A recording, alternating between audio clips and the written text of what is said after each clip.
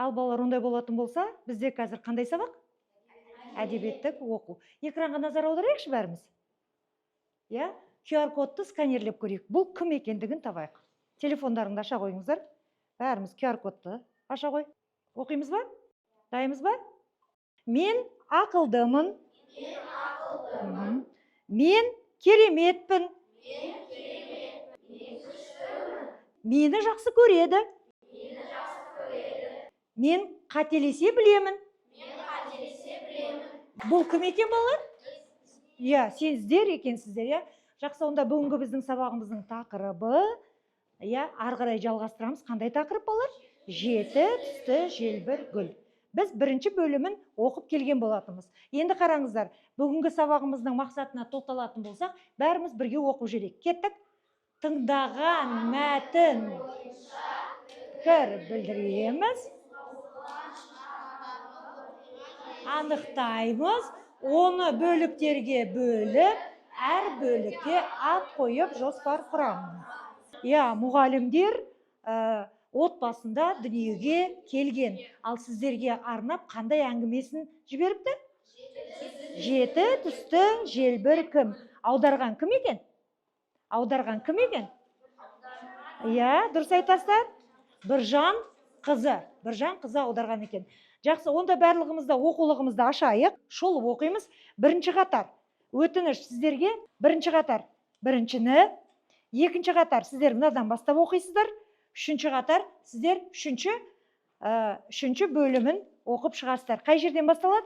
Қызғанып дегеннен басталып, аяғына дейін оқып шыға қойыңыздар. Шолып оқимыз балалар, иә? Оқып болатын болсақ, ондай болатын болса, қазір біз үштік әдісін қолдана отырып, мазмұнын айтамыз. Қане үшке бөлінейік. Оқулықты алмай қойсақ та болады, өйткені білеміз, керек жоқ оқулық бізге. Или қиындық болса ала ғой.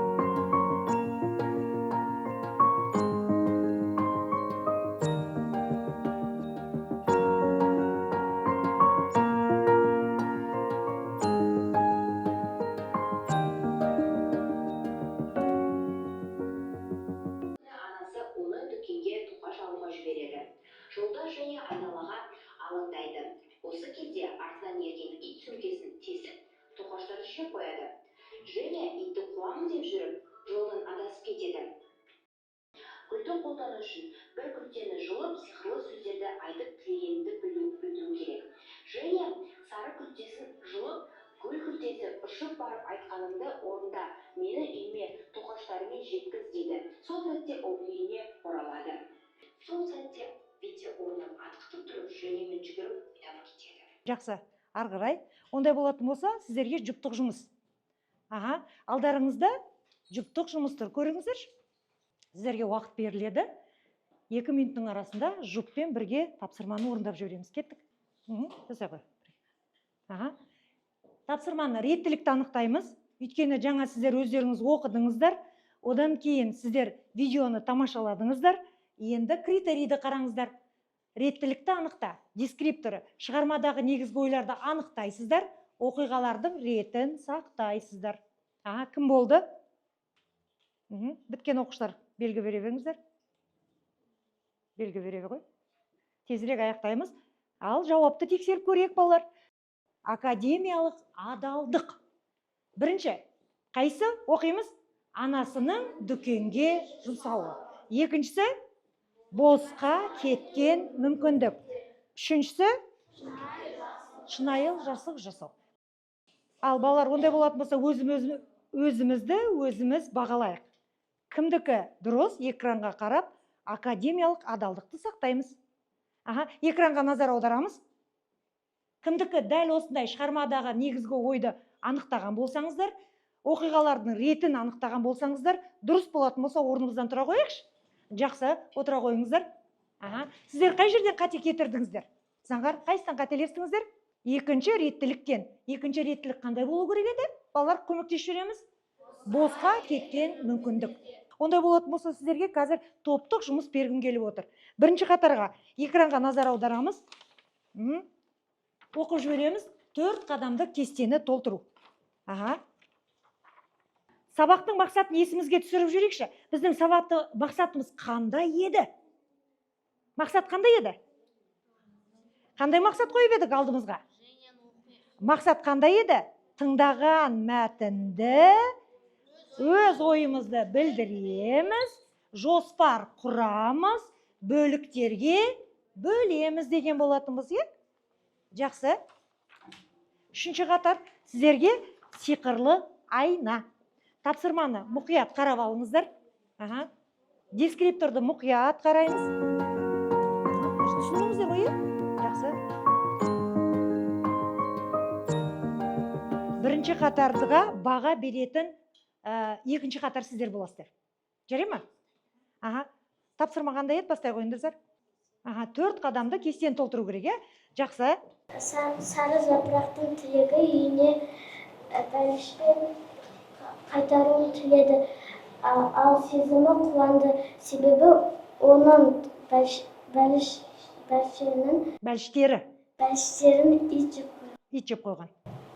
Қызыл күлтеше анасының құмырасын сындырып алып та тілегі құмыраны жөндеу үшін көмектесіп береміз. Құмыраны жөндеу үшін қызыл күлтешені жұлып алды. Қызыл күлтешені жұлып алды. Сезімі қандай болды оның?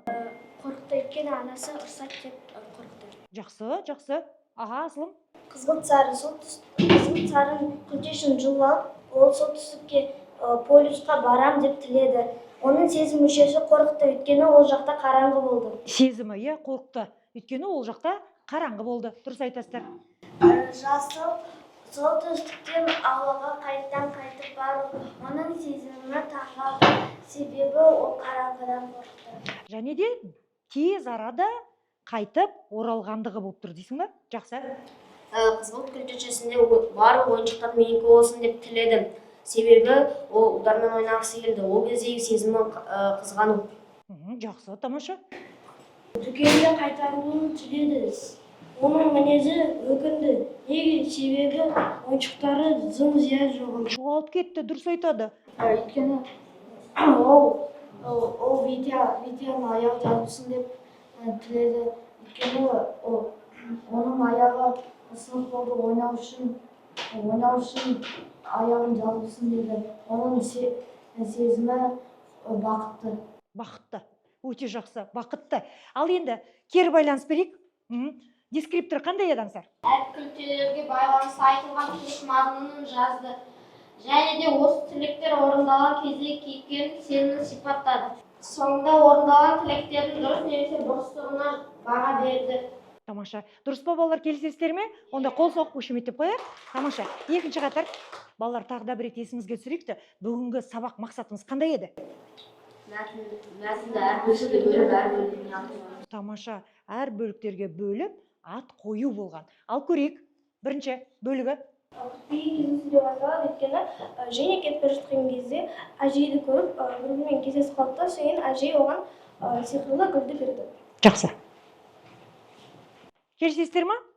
Күтпеген кездесу деп жоспар қойып, дәптерлеріңе ақырын түртіп жазып қойыңыздар. Екіншісі ғажайып сыйлық.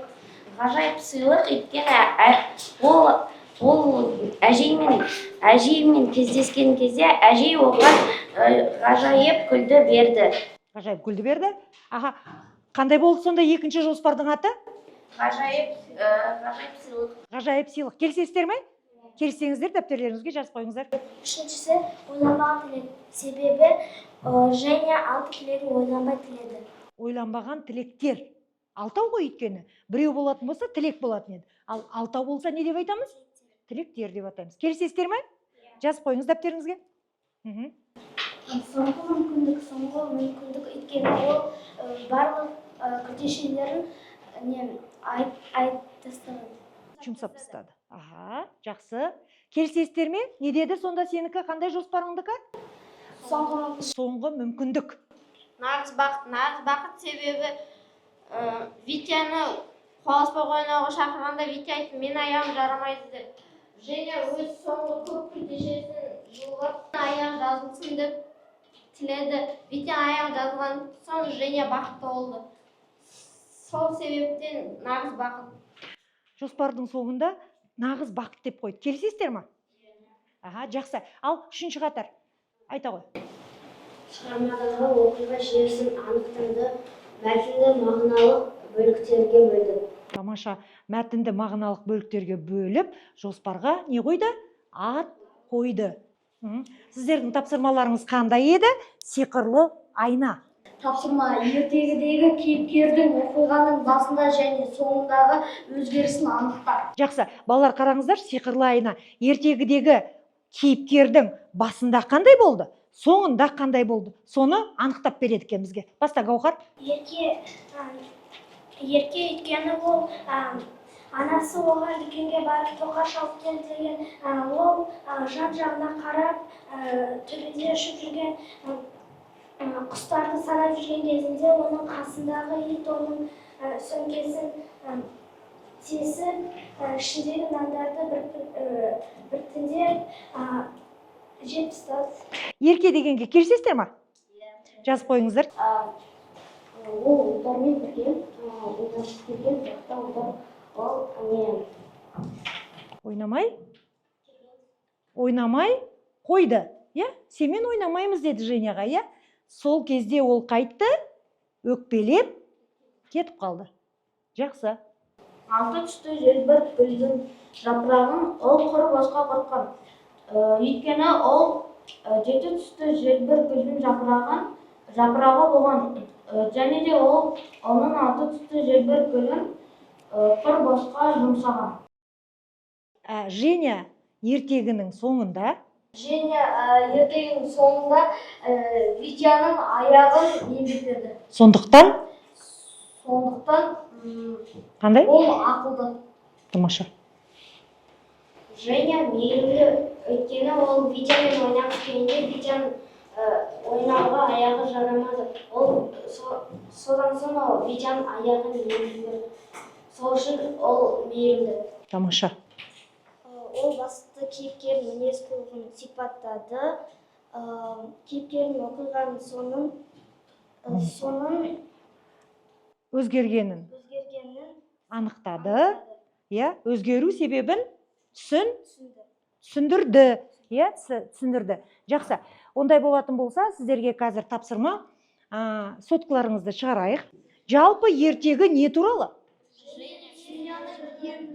Женяның мейірімділігі. Ол қашан мейірімді болды? Жалпы Женя деген қыздың несі? Женяның басынан кешкен оқиғалары туралы. Женя басында қалай болды? Неге ерке дәлдеп жүреміз? Витяның аяғын емдеп берді. Жақсы, біз бөліктерге бөле алдық па? Алғашқы бөлікке қандай ат қойдық? Көтпеген кездесу. Ғажайып сыйлық. Үшінші бөлікке қандай ат қойдық? Ойланбаған тілектер. Кітапты қарамаймыз кітапқа. Жалпы түсінгендерің бойынша жауап бере бересіздер. Автомат түрде экранға шыға береді ол. Кімнің орындап болғанда шыға береді балалар.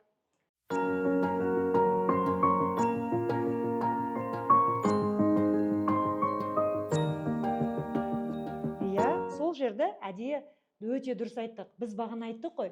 Біз қателесуге де мүмкіндігіміз бар. Ал енді лақтырып көрдіңіздер ме? Орнымыздан тұрамыз. Кімде? 10 балл. Жақсы. Кімде 9 балл? Тамаша. Кімде 8 балл?